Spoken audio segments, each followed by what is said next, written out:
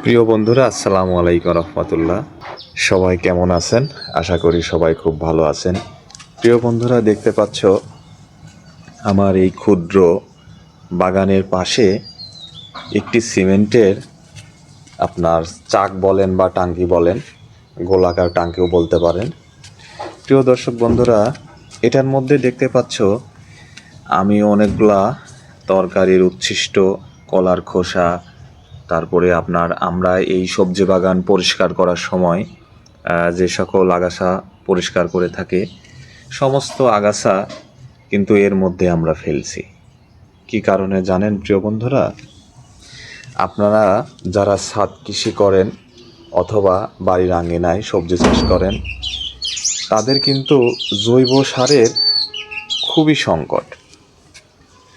তো ম্যাক্সিমাম ছাদ কৃষি যারা করে থাকেন তাদেরকে দেখেছি তারা ড্রাম বা যে কোনো পাত্রের মধ্যে তাদের এই তরকারির উচ্ছিষ্টগুলো নষ্ট না করে একটা ড্রামের মধ্যে রেখে দেয়। তো সেখান থেকে তারা আপনার একটা প্রসেসের মাধ্যমে জৈব সার সংগ্রহ করে। তো প্রিয় বন্ধুরা, আমার বাসায় একটি গরু ছিল। সেই গরুর চারি বসানোর জন্য এই চাকিটা ছিল।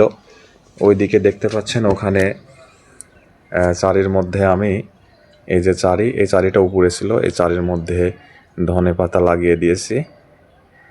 আর এটা আমি এর মধ্যে এই যে তরকারির উচ্ছিষ্ট বা ময়লা আবর্জনা ফেলে জৈব সার তৈরি করার চেষ্টা করছি।